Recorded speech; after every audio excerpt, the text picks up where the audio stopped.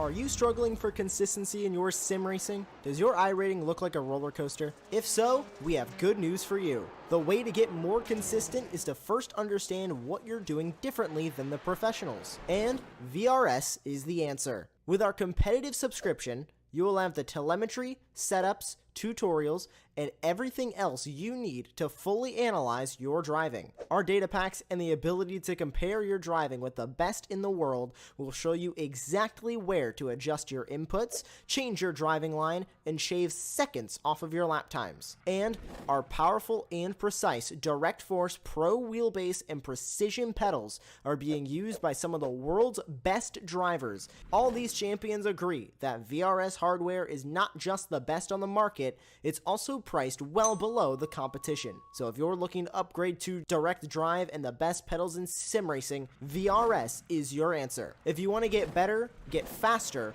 and make it happen sooner rather than later, you owe it to yourself to find out why so many people are switching to VRS. You'll be so glad that you did. Visit www.virtualracingschool.com and learn why the best use VRS.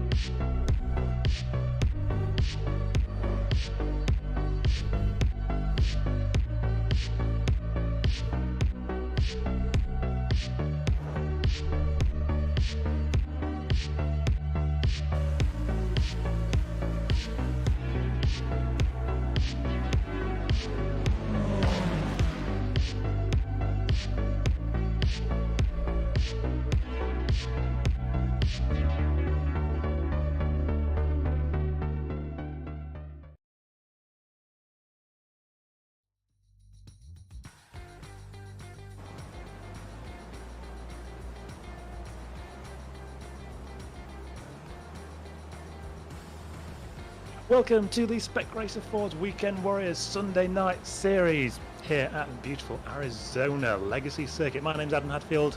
I'm joined in the commentary box by Tim Cox, and working on the cameras it's Jonathan Grabowski. Welcome in, Tim. You took over the reins last week when we were opening up at Road America. You finally got a partner to work with you tonight. How are you looking forward to tonight?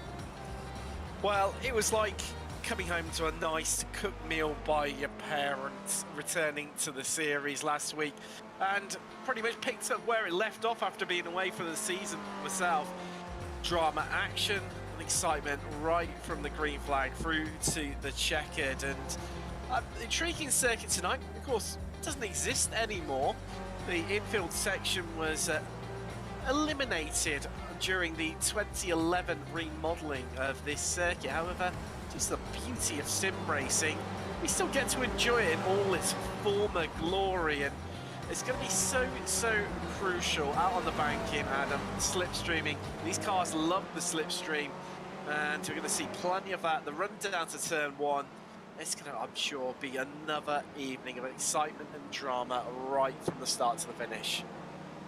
Yep, we get to experience some Roval racing for the first time this season here at Phoenix. They've got a little bit creative with the corner numbering here. I think 13 corners supposedly, drop off at turn 1 off the oval, use part of the pit lane through turn 1 and then into a tightening turn 2, and then we rejoin the oval back up at turn 11. I don't know about you, but I've only driven this place once, and it brings back bad memories because I threw away a win here on my one and only visit. Let's hope that we don't see that tonight. All these guys should be more than up to speed and know what they're doing around here, even if it's not something that's in the usual rotation. Well, you say about throwing away wins. Aeronom, who's really had a firm stranglehold on the championship for the last few seasons, is on currently a bit of a winless streak, and of course last time out of Road America was involved in an incident down at turn 5 that really put paid to his race and his aspirations of breaking that duck. And currently in qualifying he is third at the moment, just on about a 10th and a half off the pace being currently set by Panero. But during practice, he was top of the timing sheet, so clearly a driver, I think, Adam, definitely out for redemption here today in Phoenix.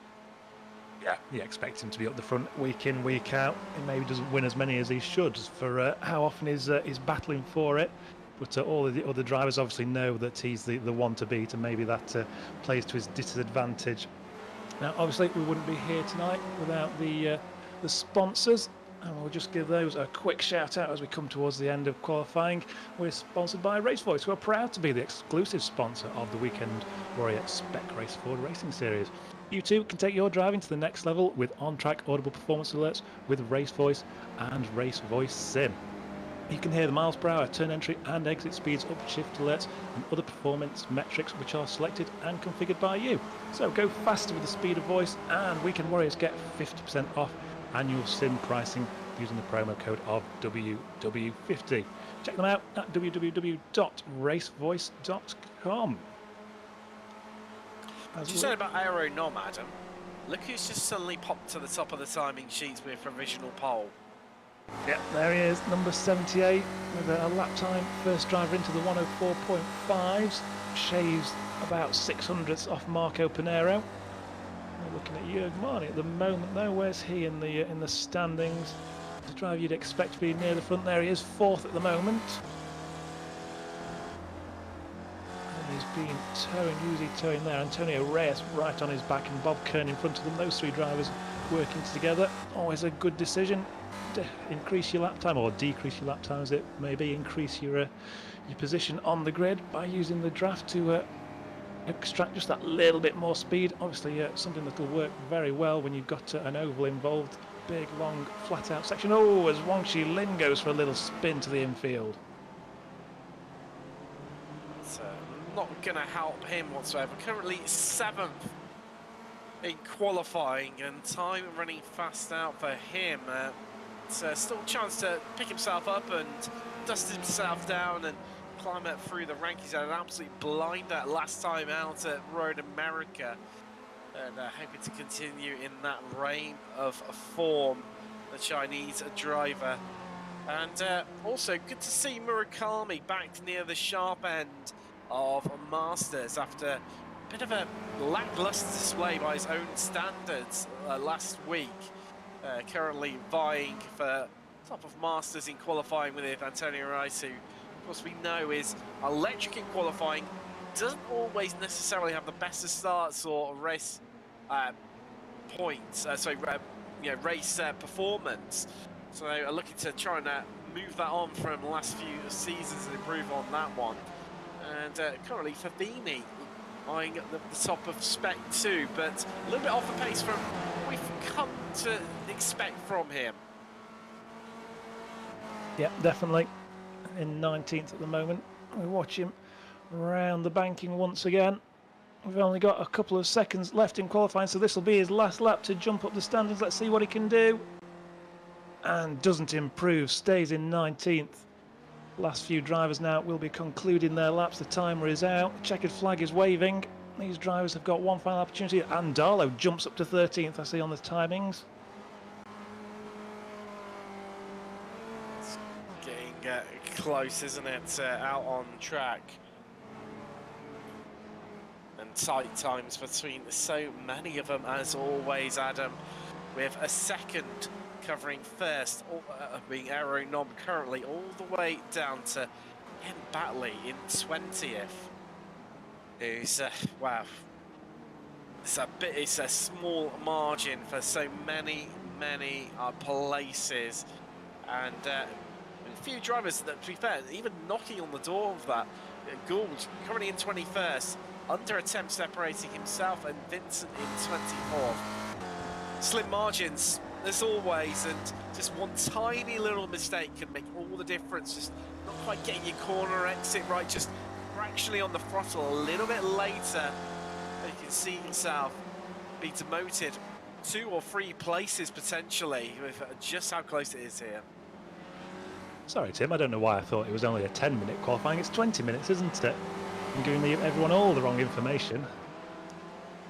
That's all right. I was getting a bit worried myself, but yeah, still plenty of time for the drivers to improve. And well, it's starting to stagnate a little bit right now. Lots of yellows appearing. Yeah, well, the drivers have just gone a little bit too hard early on. Cooked the tyres, need to set in a new fresh set of boots. We're watching Favini at the moment. He's up in 12th place, the number 227, 7/10 off the front row for now. Oh, as Todd Hansen sets a new fastest final sector there. I just caught on the overlay. Driver currently down in 25th. Oh, as we've got some incident. I can see Bobby West. And that is Hansen, who I was just calling out for a great final sector. So those two just come together into that first corner.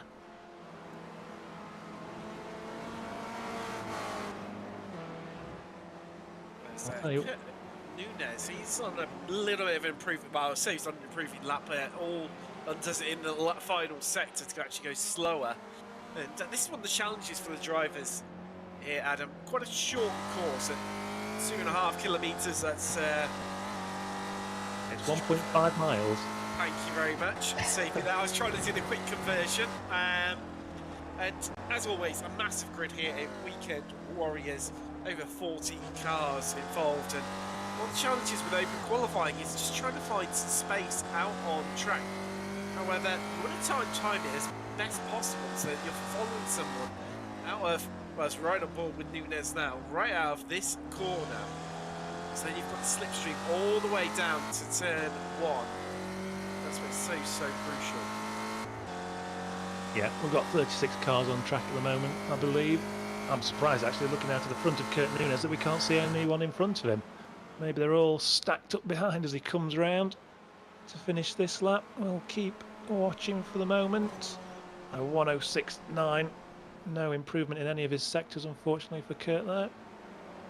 It's such an odd sight to see them jump down into... Oh, as he goes for a little spin. Oh, keep it out of the wall if you can. He does just that, locks up the brake. Oh, and a nice quick exit. Excellent job there by Kurt to not cause any further issues.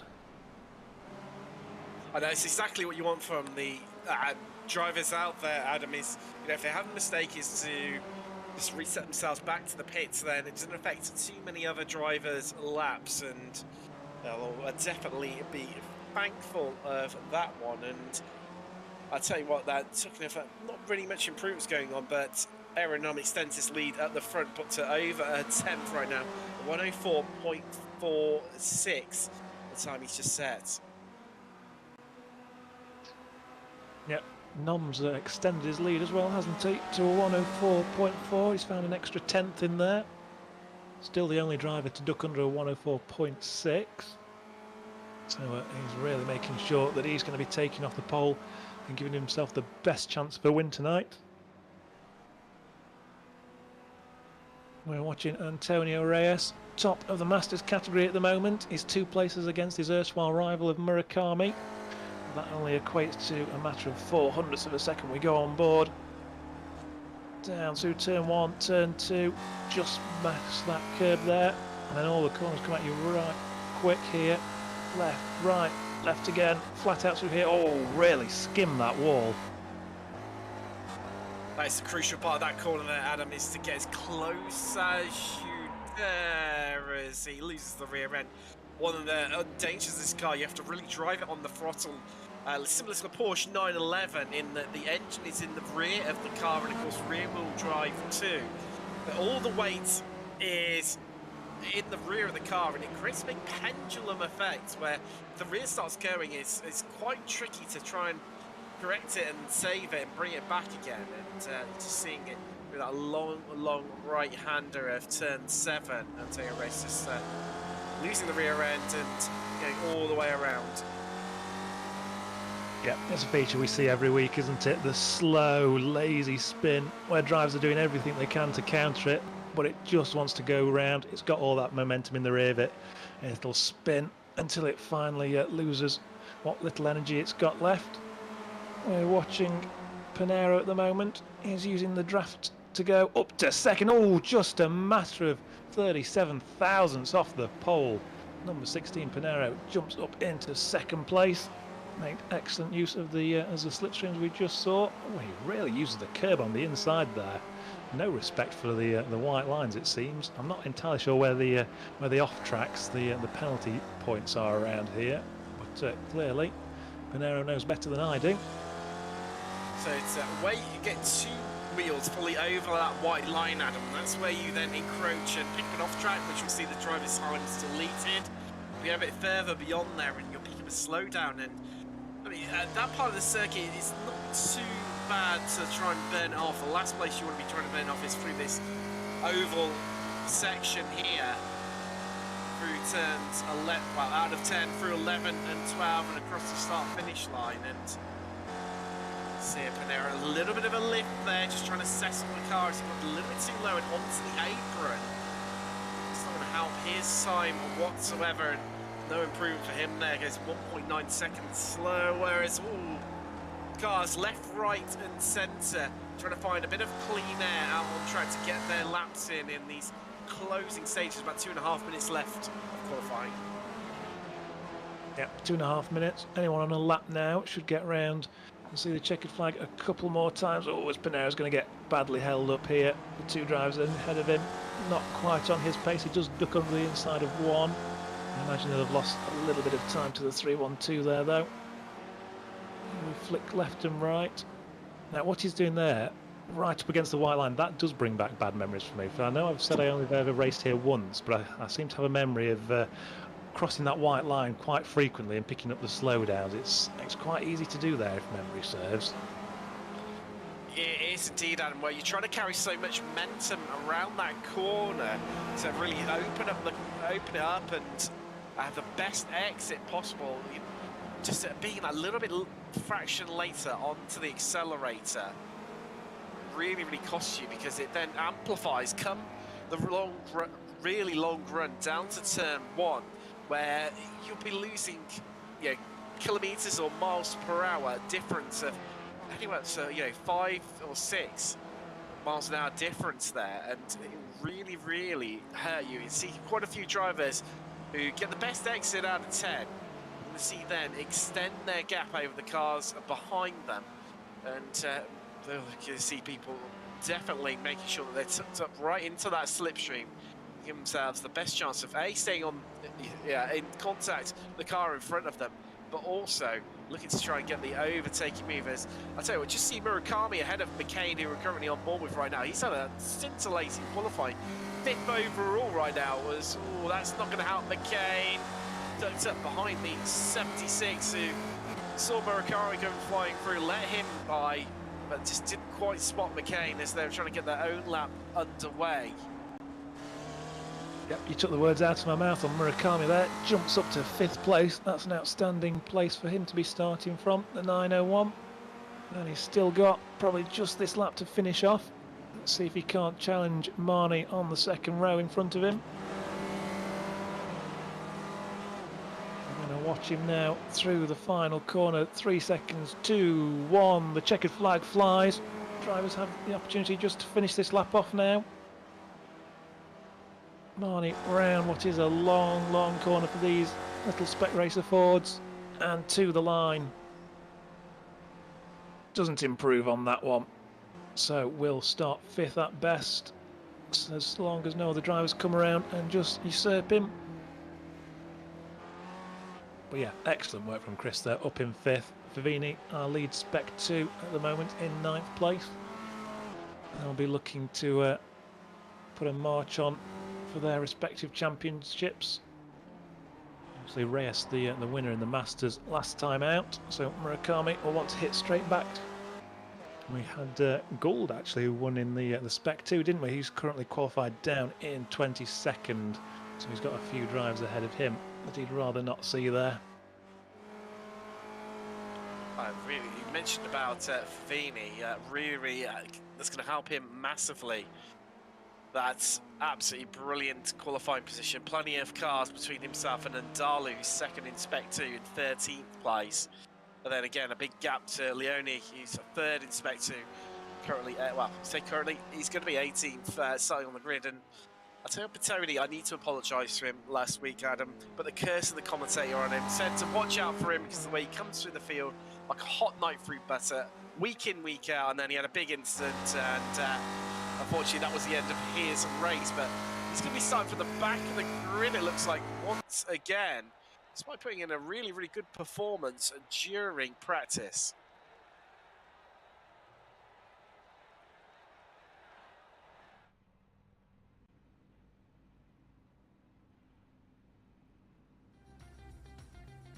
And our results pop up there. Qualifying is victorious for Aeronom for the number 78 with a 104.4. Marco Pinero lines up alongside him, the number 16, just a matter of 700ths away. Maurizio Naselli in third with Jorg Marni fourth. I've already mentioned Chris Murakami wins out in the Masters qualifying battle. He'll start fifth, and alongside him Simon Mayer on the third row. Jeff Richer up in seventh with Wang Shilin eighth. Andre Favini is the lead Spec 2 driver, number 227, and Jason Green will start from 10th. Antonio Reyes up in 11th. He'll have a few places to get up if he wants to challenge Chris tonight, and Bobby West in 12th. And we scroll down to Flavio Endalo in 13th ahead of Serge Monbat. Ken Bately in 15th, and joining him on the 8th row is Miro Haraski. Jesus Rodriguez, number 76, in 17th place with Luca Leone in 18th. Steve Elson lines up 19th alongside Kurt Nunez. Bob Kern will go from 21st with Al McCain in 22nd, Bradford Gould 23rd, and Marcus Burkitt in 24th. John Vincent qualifies 25th, just a matter of 1.3 seconds away from the leader. Todd Hansen in 26th, and Marco Trespidi in 27th.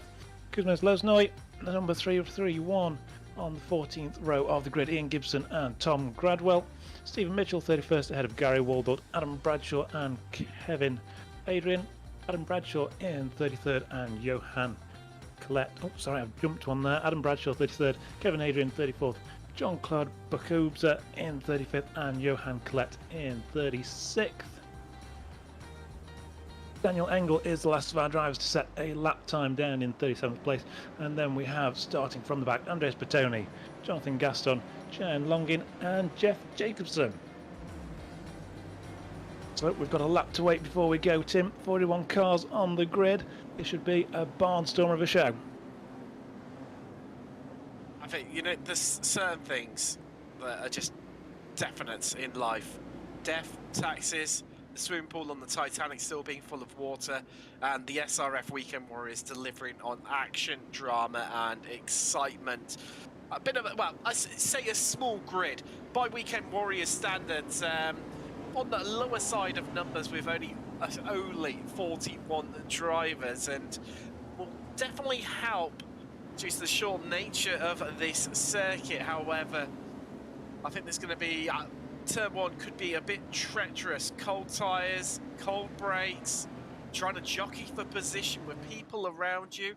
Of course, the people further towards the back of the grid are going to be arriving there much faster than the people in the midfield, so it's all going to compress up, and we could potentially see a little bit of the instant there. Drivers are going to have to be really on their game and have their awareness about them.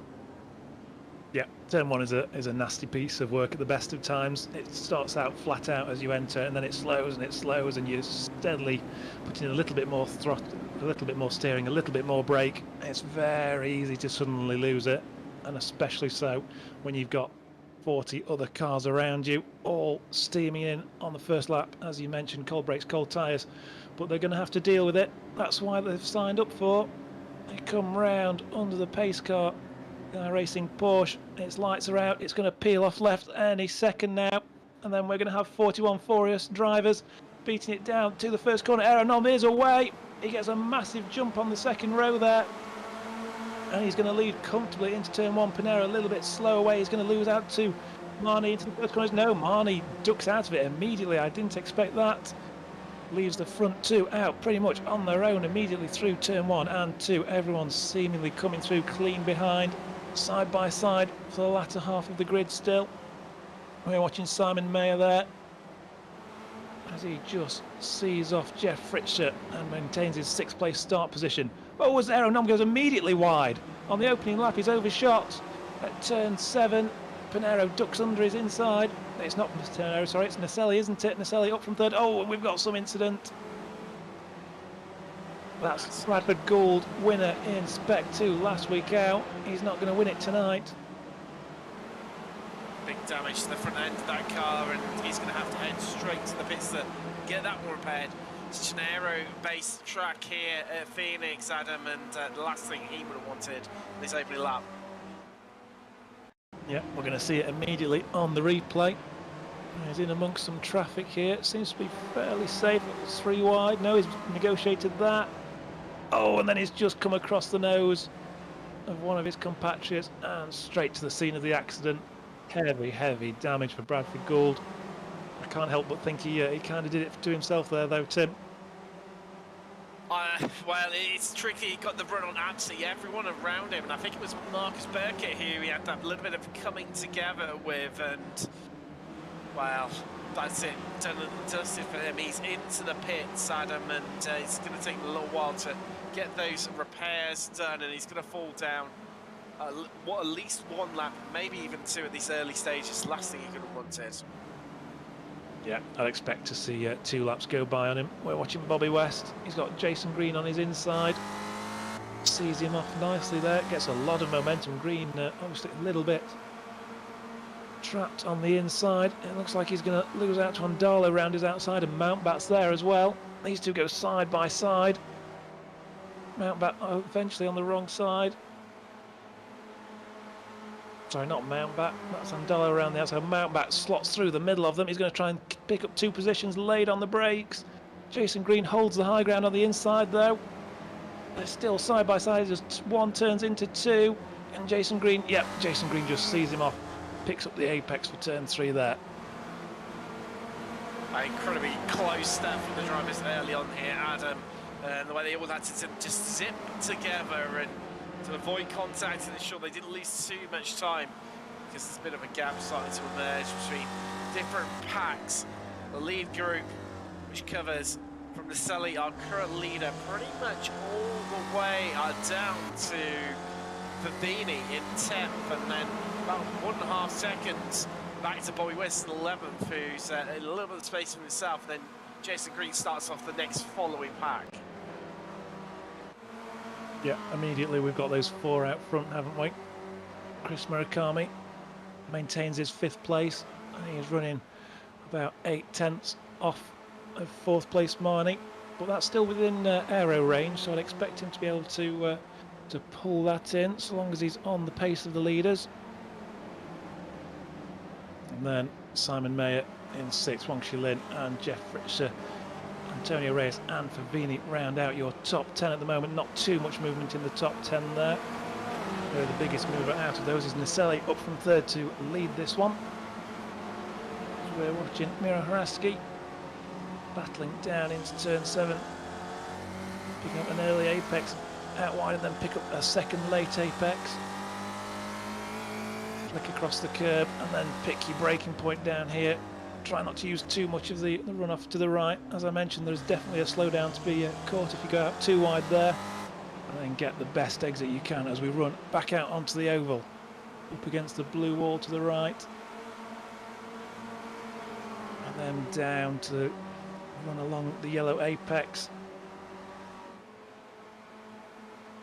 Naraski currently occupying 16th place. We go back to Bertoni, currently up to 25th. He started 38th, so he's having a fantastic opening few laps. No fear from Andreas. Just past them left, right, centre. He picks up another down into turn 1. Oh, and there's that Gaston. Decides he's going to take a piece of that as well. Bob Kern loses 2 on the run into turn 1. But Bertoni's already got his eyes in front of him. Next car is Hansen, a matter of 3 seconds ahead. So the 2 South Americans, though, an absolutely blinding start. Started right in the back of the grid together. And already up 14 and play. Oh, there's a bit of contact there. Who have we got there? That is Leone, and I believe what actually the other car was. I think it might be Hansen. That was Hansen who Bertoni was the next target for him to try and chase down. And it's be interesting to watch this replay, see how they came together. Yeah, we're watching Hansen, the 3-1-2. Oh! He's gone for the inside. You know what? I don't think he was trying to make that move there. I think the 7-2-1 just got on the brakes that early. Hansen sort of had no other choice but to try and stick his nose in. But it didn't look like he was shaping for a move there, did he, Tim? It just looked like he'd had no better choice than to try and stick it in the inside. No, he came in a lot faster compared to Leone and got onto the brakes and had nowhere to go. Tried to straighten the car up and sort of pumping the pedal, as these cars don't have any ABS, and well, that was it.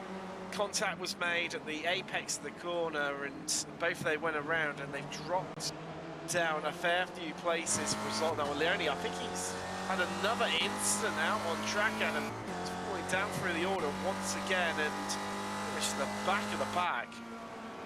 Yep, there he is. As you say, he's pointing. Ooh, well, I'm not sure which. Does he know which way he's going? He seems to now. Yeah, off he goes. 2 incidents in 2 laps for Luca, it looks like. And the same corner as well. That's exactly the same corner as what he's had the contact previously with Hansen. Oh, we're just a little bit too late on the replay. Let's see if we can scooch back just a little bit. Yeah, obviously got locked it up there on the entrance on the way into the corner, and that's really put pay to the Italians' race here today. Yeah, he got sort of trapped up against the wall for a second there as well, didn't he? Had to do a little reverse and then flick round, and it doesn't surprise me entirely that he wasn't sure where he was going. Oh, what have we got? This is Lesney even. Oh, just about manages to keep it out of the barrier. Car flicked left, car flicked right, and then around he went. Ran out of talent to save that one, unfortunately. And drops down to 31st. We'll see if we can get a replay of that one in a second. Meanwhile, Bobby West is going around the outside of Andrea Favini. Pulls that move off and into 9th place. As the replay pops up, let's have a look at Lesnoy. Seemingly on his own for the moment. Oh, we've got someone coming around in front of him. And then he bounces off. Was that Bob Kearney bounced off? Now, who was the driver pointing the wrong way? It was incredibly close there, Adam, where it was both of them, you know, Kern went right, Lesnoy went left, and where Kern had thrown out the anchors. That's how they managed to make contact. So there is the car, and everyone's scattering around them. Wow. A glancing blow, but enough to unsettle the car that was fully loaded up on the right-hand side all the way from where he's trying to cut back to the left after taking evasive action. And that's why he spanned so easily. Quite really minor contact. I think that might have been Rodriguez who was pointing in the wrong direction, that everyone was having to try and disperse themselves around him. Yeah, Gizmo did such a great job of flinging it through the small gap that opened for him, didn't he? Oh, as we've got another driver around, someone in the background as we're watching the leaders. I think that was Daniel Engel who was just off there in the background. I've got Nunez. Oh no, Nunez is in the pits actually. Sorry, I saw Nunez's name dropping down, and then I see that he's in the pits. I think the first of our drivers, as we've got 9 minutes on the clock. Pit strategy obviously opening now for any drivers who want to take an early stop, maybe get out of whatever battles they're in currently. Drivers at the front, meanwhile, all line astern. Somewhere behind them, Wang Shilin has made his way up to 5th place. He's just set the fastest lap of the race. Oh, and the leaders are tantalisingly close for him for the number 30, but I don't think he's in any position to challenge them just yet. A matter of 3.5 seconds between them. Lynn needs to really hope that Rice and Murakami behind him are compliant and they all work together to drag themselves up closer to Marnie, currently in 4th. But let's not forget, Rice and Murakami themselves are battling out over the lead in Masters right now, and you see just how close the gap is between the pair of them. Two very evenly matched drivers, and Lynn will be hoping either they play ball and Rice especially doesn't come on the attack to Lynn, but equally he'll be hoping that they'll maybe start fighting amongst themselves so he can drop off the back of them and plough his own furrow and head down and try and close that gap up to Marnie. It's currently 3.4 seconds. Yeah, Antonio Reyes has done some great work in the opening of this race, hasn't he? He's up from 11th place. He's displaced Murakami as the leader of the Masters category. And now he's showing his intent to Lynn, I would say. He doesn't look completely complacent there. But maybe he just wants to get right up onto the back of Lynn and give him a little bit of a push away from Murakami. As they come across the line once again. Starting lap 11 now. Oh, and again, oh, someone's just popped out of the pits there. Lin, unsighted, manages to just skim by. Oh, that was a tricky exit, and it's a feature we're going to see all through tonight, isn't it? Everyone's got to make a pit stop, so everyone's got to run the gauntlet of trying to get out of the pits and not get run over by someone. It's a very treacherous pit exit here that brings you right out into the racing line, Adam, and it's supposed to get deeper and deeper into the race. And we know that quite a few of our drivers, especially the subgroup, like to leave it as late as possible to use their pit stop, and it feels going to be even more spread out than what it currently is, and they're pretty evenly scattered amongst the track. There is a little bit of a window right now, and around about a fifth of the track. There's a battle going on for the lead here. Well, Nom looks like he's actually, after going on the attack, could lose out to Panero, and they just managed to slot it back in. Yeah, whether he was just looking up the inside as they went around the final turn, and then kept it down to the inside to make sure Panero didn't get any ideas into turn one. I do wonder if any of these drivers will be considering changing their lines through there just to take it a little bit wide and not run over the yellow hatching on the inside, which is where drivers will obviously be making their exits. A little bit of safety versus time loss there, though. If obviously they change the line, they're going to lose a little bit of time. So just a little calculation that they'll all be doing, because they don't want to run straight into the back of a slowly exiting car. We're on board with Naselli. He's got two back markers dead ahead of him. He hopes they'll be kind, I imagine, as we come onto the oval section. Plenty of room to get out of the way here, and one of them does dive to the inside. I'm sure Naselli would rather he went to the outside if he's trying to let them past. Off the back of him, we've got Aero Nom. He's not going to be able to take advantage of this situation, though. This time I don't think Naselli clears the first of the back markers. Oh, but he's going to have the second one somewhere on the infield, which is less than ideal. You can just hear Naselli feathering the throttle there, Adam, as he came around turn 12, trying to keep as tight a line to the inside, but not to lose as much time or as much momentum as he would have wished, and not the most ideal situation. He's got to be the man now to try and carve away through these back markers, all while keeping one half of an eye in his mirrors of what Aero Nom is doing, because we know the Estonian is ready to pounce at any given moment. Oh, right up behind the number 918. This could be Nom's chance here, Adam, because Naselli's exit would have been a little bit compromised, so he wasn't too sure what the back marker was doing. And Nom's in the slipstream range. You can see that gap shrinking. He's already halved it.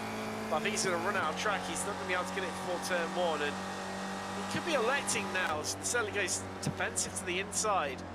And you hear Nom just lifting out the throttle early. I think there may well be a bit of fuel saving going on right now from Nom. Just sitting behind Naselli, using his slipstream where he doesn't off the after, put as much throttle input, lifting and coasting into the corners to extend his fuel capacity out as far as possible. And what does that mean? Well, he'll have to take on less fuel when it does come to his pit stop, because he'll be running deeper into the race. Even if it's by one lap, it only amounts to a few tenths difference of stationary time, but that is enough to elevate him up a place here tonight. Yeah, it's always been a feature of this series, isn't it? We mention it most weeks here in the Spec Racer Fords. 40-minute races, low-powered cars that benefit from a slipstream. You'll definitely always have that option to do a little bit of fuel saving. It'll grant you an extra second or two saved in the pits. We're watching Jeff Fritzsche right now. He's up in 7th. He's fighting with Reyes, and it looks like they've lost the back of Lin. Reyes and Lin were together at one point, but somewhere in the last couple of laps, that gap has just gone out. Lin's broken the toe clearly, and he's on his own in 5th. Fritzsche now up into 6th, makes his way past Reyes, and Murakami are once again. Oh, as Reyes takes loads of curb on the inside. Now, I don't know if you saw that, Tim, but I'm pretty sure all four wheels were the wrong side of the white line there. Yeah, they were, well, incredibly close if they definitely weren't. And for me, they were looking like they were well across the line. As just looking at this battle right now, Adam, And Fritsch currently ahead of these guys. Tierra Racer and Chris Murakami. Lynn, you can just might have caught him there in the white and green striped car and heading away. And, well, the gap between himself and Marnie is in fact growing. It's about 6.5 seconds. Lynn really bogged down by the traffic and caught up with that midfield battle.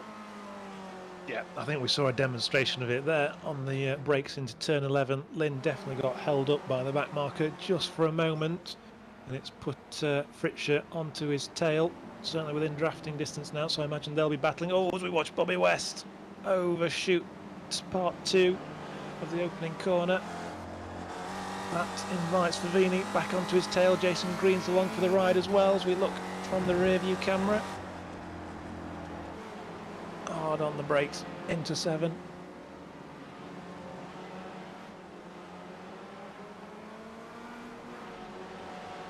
Always, did we have a spinner in the background as well there? Oh, yes, there is. That's Liznoy again. Oh, it gets it going once more, and it's that tricky turn 7, Adam. But it's pretty much flows straight into turn 8. It's one long right-hander that seems to never end. As that is, but so wow. What's about having a bit of a rotation there? As I think there was a bit of a collision and aided maybe by Andreas Bertoni. Yeah, we'll have to check with a replay there, but Bertoni up to 15th now. Let's check it out. I'm going to go from on board the number 11. Playing nice on the way in, plenty of room given. And no, I think the 53's just got on the loud pedal a little bit too early there. Mountbatten goes for a spin onto the grass, and Bertoni picks up another place. Himself and Gaston, both up Elson. Bertoni's just got past Elson, actually. Not 24 places, but himself and Gaston really come through the field together, work together nicely, and Bertoni up 24 and Gaston up 23 places, by far and away, head and shoulders, these two are the biggest climbers. Next closest after these is Longin, the Italian, who's up, well, was 13, now 12 places, actually make that 11. I think he might have had a bit of an incident out on track somewhere. Yeah, the whole idea of working nicely together between Bertoni and Gaston, I imagine it's going to come to an end soon. They haven't got that many more drives. Oh, in fact, it's going to come to an end right now because Bertoni's in the pits. Just manages to get down under the water barrels there. Very easy to overcook it on the entry to an oval. It's not a nice straight braking line, is it, into the pit lane? Lines up in his pit box. Let's see how long he's stationary for. It's certainly not like Interlagos, where you've got a real long straight run to that pit speed limiter line. And then also, it's a long run out of the pits as well, regardless of where your pit box is here at Phoenix. And it's going to feel like an absolute age sat on the pit limiter. Tony's stationary even for exactly 10 seconds there. The shortest of our pit stops so far. He's going to transfer through the pit lane in 38 seconds. So not too much time lost for him. We'll see where he comes out exactly, what position he's dropped down to now. As we're looking at the leaders, in the meantime, Maselli continues to lead, Nom continues to follow him, tracking his every move. Pinero and Marnie are in there as well somewhere. These four are the four who are going to be dicing for our win and our podiums tonight. Adam, it's when they elect the pit. I've got a feeling with these guys it's going to be who blinks first. And just looking at where they are out on track right now, they've got quite a bit of fresh air in between them. So if I was one of these guys, I would try and stick this out as long as possible. We've got the track map up in the top right-hand corner, and you can see a big gap to 25th and 26th places who are ahead of them on track. That is Walbot and Leone. These guys are continuing to go and carry on, so they want to ideally pit once they've closed up onto those two ahead of them, that they lose the minimum amount of time. As you see, Marnie offering up a little bit of a different line to the rest of the drivers then. Just maybe starting to think about what you were saying earlier, Adam, of drivers emerging out of the pit lane. Yeah, definitely. If you've got a driver who's on your relative screen, you know they're in the pits, it might be an idea just to take a slightly wider line through one. We mentioned, where did Bertoni come out? He came out in 24th position overall. He's not too far ahead of these guys actually. He's probably just exiting the final turn now. So that's about how much time you'll lose, about 35 seconds as we watch Bertoni there. He's got another driver to start overtaking. He's got all that overtaking to do once again, although obviously most of them will definitely move out of his way when they make the pits. Oh, this is awkward. We've got a slow driver to the outside, another driver in front of Bertoni who wasn't quite sure where to go. It's Tom Gradwell in front of us. And Favini is the driver now in Bertoni's rear view mirror. Oh, and he's up the inside, is he? Has he got an overlap to move up into 22nd? He has now. Gets a good exit, and Gradwell doesn't put up much resistance there. Sees that it's a faster driver coming through. Oh, and Favini from nowhere shoots up the inside. That was a nice opportunistic move. I couldn't have put it better myself there, Adam. Bertoni really aware of what's going on in front of him and slipping up the inside there to get his way past Favini as a bit of a run wide there. That is what catchy that was there. I think it's one of the back markers running a bit wide. We've got Andalo and Green coming through. As they head out onto the banking, looking to dig deep and try and close up on the gap that's currently in front of them. Yep, Andalo remains our lead Spec 2 driver in 10th place. His closest rival at the moment is McCain, a matter of some 20 seconds behind him. So untroubled for now. We'll see what happens when all the pit stops shuffle out though. We're watching Antonio Reyes. He's back in front of Fritzsche. Somewhere in the distance, Wang Shulin's still having that lonely race. 5 or 6 seconds off the lead. He's broken away from these guys now. We'll see what he can't do in the pit cycle. Famously, one of the shortest pit stop times claimed by Lynn most weeks. Reyes back out onto the banking. Fritzsche in close company, right up against the wall.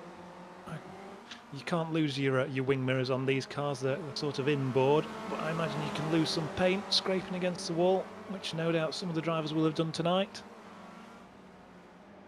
That's one of the tricks around here, Adam, is for the fastest possible time you have to get as close as possible to those walls, but it's the perennial risk and reward strategy.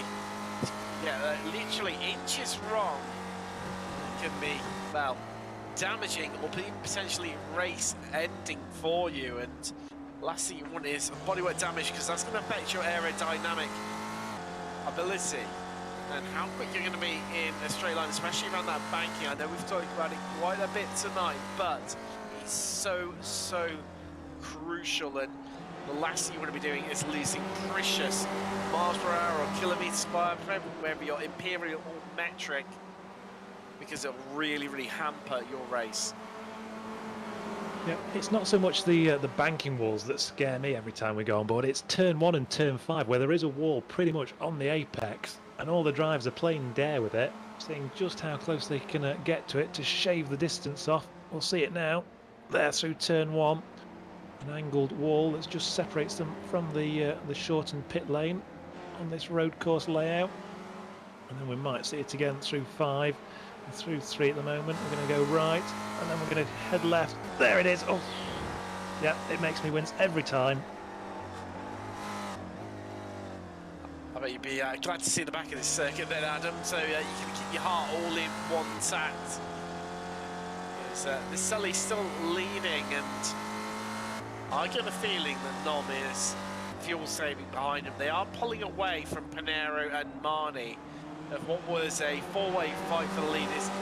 It's develop and now become a 2-way battle and start to come up onto the bit of traffic that we were talking about earlier, Adam. You can see one of them dip into the pit. Not long to find out as, no, they're going to let it go again. Back marker peels off and goes into the pit. I think that was Tom Gradwell. Yes, it was. He just headed in. So they've got a bit more gap again for them to try and play around with and extend that gap out, especially over Pinero and Marnie. It's how long they dare lead it. It's starting to, I'm not quite within their nervous times yet, but pit window is certainly within the next 10 minutes and expect to see them pop in, but like I say, it depends how long they decide to run it. Yeah, 27 minutes goes onto the clock just now.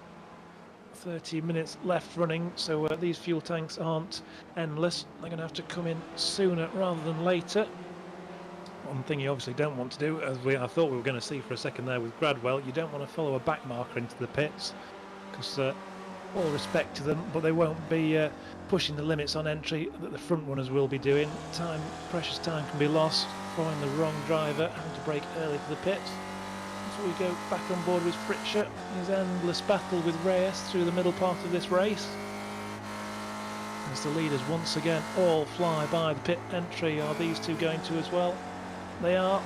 5th, 6th, 7th. I imagine Murakami's going to go by as well.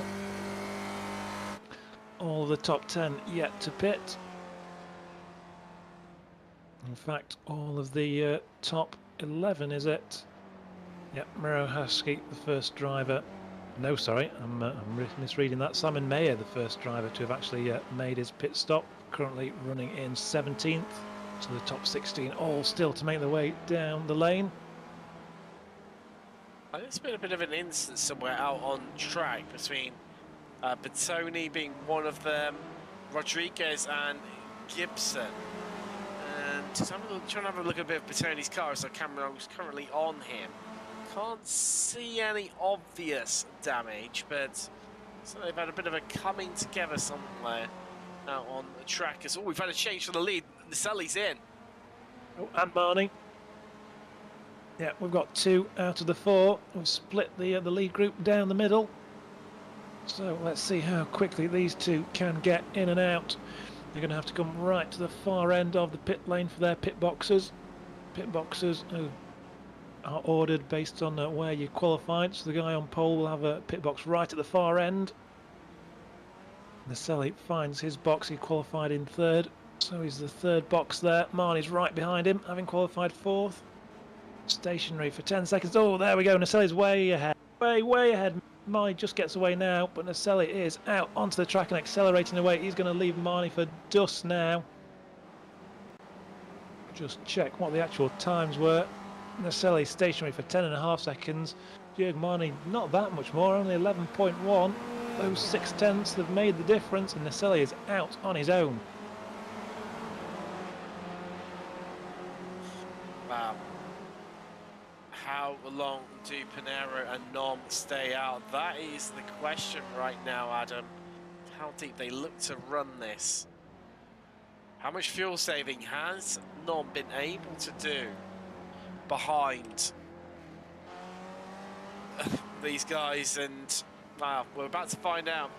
Almost Naselli, it's a little masterstroke here. Remains to be seen. Meanwhile, Pinero is not going to be liking the looks of that gap. It's gone out from 1.2 at the start of the lap to 1.6 at the moment. He can't afford for that gap to get any bigger, otherwise he is not going to be in the fight for the lead. And I think Nom's just pulled the pin, you know, on this lap. I think he's thrown down the gauntlet to the other drivers. Yeah, I imagine he's going to be coming in after setting this hot lap right up against the wall. Aero Nom, inch perfect as ever. Number 16 in the background. Slowly trailing away now. The gap's up to 1.9, so Nom's really put a lap together here to break the spirits of Pinero. He's not going to come in though. It wasn't an in lap, it's just a fast lap, a hot lap from it. Oh, but Pinero is going to come in. Pinero may be thinking he's not going to get a toe off Aero Nom anymore. He might pick it up off one of the 2 drivers who have already pitted. As he traverses the lane again, he's going to go right to the far end before his box comes up. Reyes is in behind as well. Reyes, our Masters leader. Murakami goes by, up into 4th. Wonshi Lin's up into 2nd. And Bobby West joins them as well. Down onto the limiter. These cars don't have limiters. They've just got a little window that'll show up in-game to match their speed to, as Naselli flies by. And Pinheiro. Oh, Pinheiro is out ahead. Oh, fantastic work from Pinheiro. Lovely short stop. Let's see how long he was stationary for. Just 8 seconds. Wow, he's really short-filled there then compared to the other drivers, and it's gained him. He's up into a net 2nd for the moment. Now let's see if Aero Nom can match that time. It was 2.3 seconds quick, well, shorter time that he was stopped, Pinheiro, against Naselli, who is behind him right now, Adam. And there was only 2 laps difference between them stopping, so Pinheiro electing definitely to, well, short-fill it as Naselli just swaps places there with him, and maybe a bit of team orders coming into these two. Of course, the RC mates. Yeah, wouldn't surprise me. It didn't look to be a mistake. It looked to be of his own decision to go out wide there. And tucks right in under the rear bumper of number 44. Murakami's in, Fritsch is in, and Darlow's in the pit lane as well. We're going to get a flurry of the last few drivers who have yet to pit. As we've passed 32 minutes now, onto lap 30. End stage of this race coming up now. Drivers are going to be fighting for their overall position. In the closing stages, we go back to Naselli. Oh, he's got a back marker through this tricky section. Number 767 moves out of the way. Meanwhile, Aero Nom gets down to the speed limit and trundles through the pit lane. We've seen an 8-second stop from Pinheiro, and we're going to see the same from Nom if he does manage to pull that off. I imagine he's going to win the race from here because it should get him out of the pits a couple of seconds ahead. Meanwhile, Lin flies round to take the overall lead. We're watching Naselli and Pinheiro now. We've got one eye on the timings to see when Nom decides to leave the pit lane. He's out. The lane. He's done this, Adam. He's done this. He stopped for 8.2 seconds, similar to what Pinheiro stopped for, and wow, look, he's come out into our own little league of his own here. Some 3.7 seconds the gap between himself and Naselli, currently 4th overall, but thankfully 2nd. Because of course, Lin and Green, 1st and 2nd, are yet to stop. Yeah, he's in a window completely on his own there, isn't he? Nobody around him for Aero Nom. He's just going to have to steadily trundle this home from here now. Well within his powers to take the win from here. I can't see any challenges unless traffic or a mistake before Aero Nom.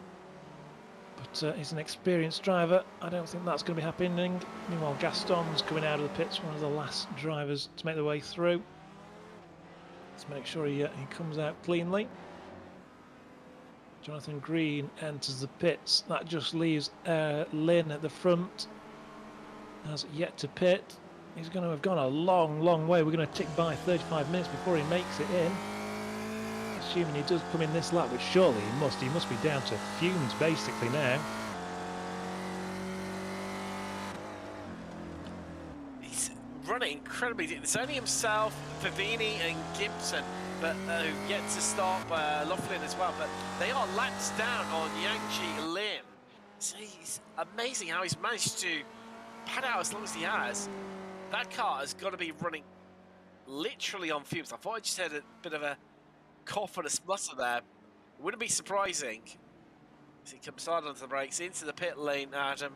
And wow, if Nom and Pinheiro are only stopped for 8 seconds, I have to wonder just how little Lin is going to be stopped for, because it's only 4.5 minutes left on the clock.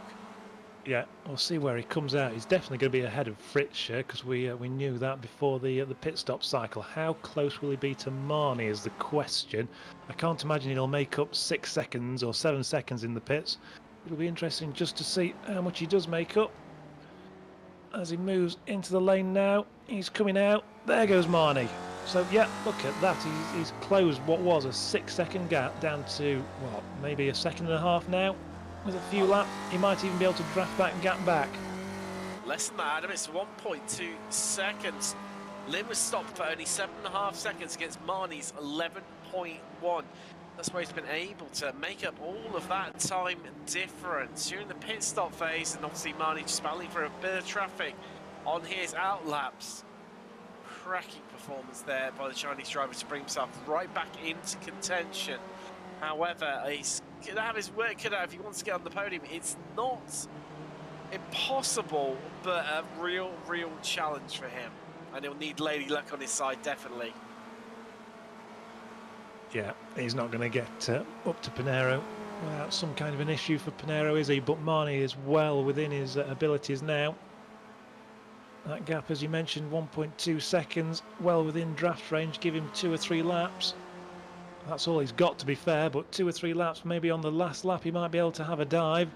Now, where he'll make that attempt at an overtake, because we haven't actually really seen that much overtaking tonight, have we, Tim? It's not the easiest of tracks to find a spot. Certainly turn 1 isn't really your friend with that long corner, and then turn 7, again, it's tricky when you've got a fast left beforehand. You're right, there's not really a great deal of overtaking opportunities around here. Realistically, it's going to become your best route is getting the best possible exit out of 10, ensuring you're incredibly close to the car in front of you, and then just racing to the line. So if you can get underneath your opponent, hogging that inside line, but even then it's a real challenge, as you mentioned, because it's such a long swooping corner that's not really a big braking point. That's why they haven't seen so many overtakes. It's only really the entry into turn 10 that provides any big braking area, but then there's not really a chance to get a move done, as you see Murakami there trying to get past the 25. That's one of the back markers there. That's Johan Collette just in front of him, but wow, just look how close Bobby West is to him. Yeah, this is our big battle on track at the moment, isn't it? Mayer's somewhere just in front. Then it's Murakami, Bobby West and Bertoni. Challenging from the back is up to 11. If these guys battle, he might be inside the top 10 by the end. You can see him in the background. He's got a couple of back markers just to negotiate. One's out of the way already. He'll quickly dispatch the second, I imagine. And then he's into the fight with West and Murakami. Oh, West is all over Murakami. He's got the overlap now. We're going to kink left now. This is music to Bertoni's ears as West comes right round the outside of Murakami. Excellent move, and Bertoni's on the scene. 3 of them, 1, 2 and 3, 9th, 10th and 11th. What a drive from Bertoni, up 27 places, and he's not done and dusted here, Adam. Not long left on the clock, just over a minute. Oh no, oh excellent work to fly through the gap there, my goodness. I'm not sure who that marker was, but he managed to find the gap. That was Steve Elson. Wow, how he did not collect any of them, especially Murakami. He basically shot straight across the front end. But, wow, Bertoni said thank you very much. Sees the opportunity, picks off Murakami, and I think this just allowed Bobby West just to scamper away up the road from them. Yeah, the one person that did benefit was Bobby West there, wasn't it? Got away scot clean from that one whilst it held the other 2 up. We're going back to Aero Nom. We've only got 20 seconds on the clock. I think that's probably not quite enough time to get around for another lap, is it? Aero Nom, I think, on his final lap. 8 seconds on the clock. This is it. Checkered flag should be waiting for him. There it is. It's waiting in the hands of our adjudicator on the start-finish line. Aero Nom comes home to claim his first win of season 3 in 2022. He's going to be followed home by Naselli, Pinero, Jürg Marnie. Top 4 with Wang Lin. Unfortunately for him, not quite able to challenge Marnie at the end there. Jeff Fritscher is going to come home 6th. There he is across the line, and Antonio Reyes in 7th, the winner in our Masters category. Great drive from Reyes there to climb up to 7th place. Simon Mayer is going to be coming across the line right now, followed by Bobby West, Bertoni. Up to 10th place, he did make it into the top 10 from the back. Chris Murakami, Jason Green and Flavio Andalo, our Spec 2 winner. Started 9th, he's going to finish... No, sorry, Favini was our Spec 2 pole sitter, wasn't he? So Andalo's unseated Favini. Favini's going to end up 20th overall in the end. Andalo in 13th, Fraschi in 14th. We're just waiting on the last couple of drivers who haven't been lapped. There's Gaston in 16th and Alan McCain, the last driver, not to have been lapped, in 17th place. So there he is, champion for several seasons, winner once again here at Phoenix Roval, the legacy circuit, taking the plaudits on a slow drive back to the pits. And there are our official results up on screen for you now. Aeronom, as we've just said, takes home yet another victory for Team Bushfink Racing. In the end, it was a comfortable margin to the two Alex Kart racers of Merceria, Maurizio Naselli and Marco Pinero. Jörg Marni in fourth with Wang Shilin after that super short pit stop. In fifth place, Jeff Fritcher climbs to sixth, and Antonio Reyes, winner of the Masters, in seventh, ahead of Simon Mayer. Bobby West, Andres Bertoni round out your top 10. Bertoni at the end just 29 seconds off the lead, having come from the back. If you imagine that he probably started about 10 seconds off the lead and was probably about 20 seconds off by the time they got round to the end of lap 1. That is quite a phenomenal drive there. Chris Murakami in 11th, ahead of Jason Green and Flavio Andalo, our Spec 2 winner. Miro Hraski in 14th with Serge Mountbat in 15th, recovered from that spin that we saw from him. Jonathan Gaston in 16th and Alan McCain second in Spec 2, followed by third in Spec 2, which is Marco Speedy in 18th overall. Marco being the first of our drivers to or the last of our drivers, depending on your point of view, to fall a lap down. Ian Gibson 19th and Andrea Favini in 20th. Stephen Mitchell, Kuma Lesnoy, Sean Vincent, Luca Leone and Bob Kern in 25th. A few names there that we saw getting into difficulties, but did well to finish in the mid-20s. Kurt Nunez in 26th and Tom Gradwell 27th. Gary Walbolt, the number 215, finishes in 28th overall. 29th for Steve Elson, and Jesus Rodriguez 29th, ahead of Marcus Burkett. Next few drivers a couple of laps down, that's Jian Longin, Johan Collett, Kevin Adrian, and then drivers to have hit real trouble or retired in the form of Jean-Claude Boucoubs at 5 laps down, Todd Hanson, Adam Bradshaw, Bradford Gould, our winner last time out, had a nightmare tonight, comes home 38th overall, didn't make it to the finish. Ken Bately, Daniel Engel and Jeff Jacobson round out the 41 runners and riders from Phoenix Raceway. And Tim, I believe we've got a couple of drivers waiting in the interview area, so I don't know if you'd like to do the honours of our first interview tonight. I would love to have the honours, and we're first off joined by Masters winner Antonio Rice. Antonio, congratulations on the victory here today at Phoenix. It looked like a real tough challenge for you guys out there with not a lot of room out on track. Good night, guys. Thanks for having me, and good night, everyone. Yeah, it was a hot race. It's very challenging, that track. Everybody kind of, well, it's not a very easy track, so everybody was kind of struggling, but yeah, it was a nice race. Coming into the race, did you have any sort of master plan in terms of pit strategy of when you were looking to pit, or was it very much just a just go out there, see what happened in front of you and try and react best to what was happening around you and try and find some fresh air? Well, usually I don't have much strategy. I just try to stay as much as I can, as much in the front as possible. But yeah, well, no strategy at all. No, understandable. It definitely looked like a crazy race, and we were saying in the commentary, it looked incredibly difficult to pass out there. We didn't see many overtakes going on. Was that an experience for yourself? Yeah. It's unless someone just help passing, like slowing down or something, it's really difficult to pass.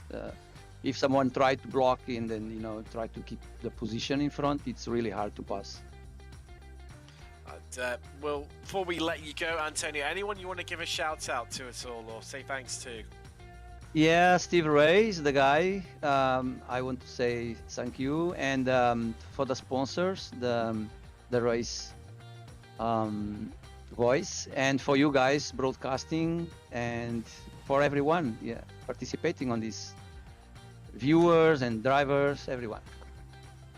It was a great have you and have a chat with you as always. That's Antonio Rice, who picked up the victory here today in Masters at Phoenix. Thank you guys. See you later.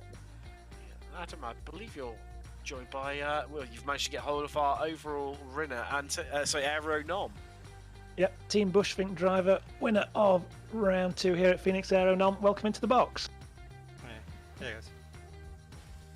An excellent drive from yourself to take home the win. In the end, it was by a couple of seconds, 2.6 on the clock. You made it look comfortable after your pit phase. How was it from your point of view? Yeah, actually after the pit stop, I messed up. My numbers were wrong, so I had 1 lap less fuel. So in the last laps, it was very I was trying to drive as slow as possible to make it 1 less lap. So yeah, it was very close. Also a little bit of a strategy there. We were watching the time, and we were theorising whether we were going to get a last lap or not, but obviously you influenced it so that we didn't. Now off the start, obviously you got pole and then lost it early to Naselli. Was there at any point you were worried about not being able to get back in front? Well, it's really hard to pass here actually, so yeah, it was quite tricky. I tried a few times, but Mauricio had different lines in the last turn, so it was very difficult, and yeah, it was very hard. So it was high risk. So turn 1, a few times I got side by side, but again, it's so hard to control the car there. Yeah, myself and Tim were theorising on is there any good overtaking opportunity out there tonight. If you'd had to take a banzai move to try and snatch a win, is there anywhere you think you might have got it done? I think turn 1 outside, but I didn't want to do it in the beginning of the race, so I was leaving it at the end if I had to. So, but I think turn 1 and maybe the last hairpin to the oval, maybe tie bomb there. But then again, you get the poor traction in the inside, so it's easy to come back on the outside. Now it was quite a short lap tonight here at Phoenix. You've managed to lap up to position 18 in the end. All you front runners, was traffic an issue? Obviously you've had to overtake more than you might normally on a more standard layout. Pretty much the only issue was just after Mauricio pitted, and I had to hot lap basically. And the first hairpin there was car in the middle, so I lost quite a bit of time. So I think that was the most scary one, and at the end there was a car in the turn 1, but luckily he was stopped, so I was able to go outside. Clearly you got through that one and went on to win. What is another race in your bag? Congratulations on winning tonight. I imagine we'll see you back at the front next week. Before we let you go though, if there's just anyone you want to give a shout out to? Yeah, like always, I like to thank all the drivers, the sponsors, all the league admins, and their guys in the booth. That's great, Eric. Thank you very much for joining us. Thank you. And Tim, I don't know if we've got another driver waiting. I don't know if you think we've got time just to give him a little bit of airtime. I'm sure we can squeeze him in, definitely. Now joined by Flavio and Darlo, who picked up the victory in Spec 2. Wow, Flavio, what a race for yourself. I think one of the few people who didn't either lose places or gain places during it, but I mean, you had plenty of your rivals nipping at your heels and right behind you for most of the race. Yeah, it seems like it was a comfort race because I was following Favini and he spun, and then all the other guys was really far, but I had some really close encounter with the lapped cars. It was really scary, and I'm glad I still finished with 0 incidents, even though I got a slowdown once. So yeah, it was an intense race. Thanks, guys. Oh, wow, that's makes it all the more impressive, really, for yourself if you manage to pick up the slowdown and still get away with that one. So next week, Nürburgring, very, very different circuit. How are you looking forward to that one? Oh, I have no expectations there because I know the track, but I don't have really much practice there like other guys that really love that track. But yeah, let's see what happens. So it's always fun. Always great to race with these guys. Definitely, it's like you say, anything can happen, and I think pretty much anything will happen knowing this series very well. Before we let you go, Flavio, anyone you want to give a shout out to at all? As usual, to Steve Ray for organizing this, and all the other guys that race here. It's really fun, and thanks always to you guys. It's great to watch your broadcast. Definitely. Pleasure having you, as always, having a chat to you. It's Flavio and Darlo, who picked up first place in the Spec 2 category, 13th overall. Thank you. Wow, Adam, what another absolute barnstormer of a round. Yeah, that was excellent to watch. Congratulations once again to all Spec winners there, all three of our winners who managed to join us to give their points of view. Next week, as you mentioned, we'll be out at the Nürburgring. Be an absolutely fabulous race, I imagine, out on the Grand Prix sprint circuit. Will give us some more ducking and diving, overtaking opportunities, I imagine, which were a little bit lacking tonight, but still an exciting race that did keep us on the edge of our seat to see who would win out in the end. We're coming to the end of our broadcast, so I'll just take this opportunity to remind you that if you've enjoyed watching us tonight, please take the time to like this video and subscribe to the Apex Racing TV channel. You can also find us across all social media. Search Apex Racing TV on Twitter, Instagram and Facebook. I've been Adam Hadfield. Joined tonight is Tim Cox in the booth and Jonathan Grabowski on cameras. Thank you again to them. And wherever you've been watching from tonight, I'll take this opportunity to say thank you and good morning, good evening, good night, goodbye.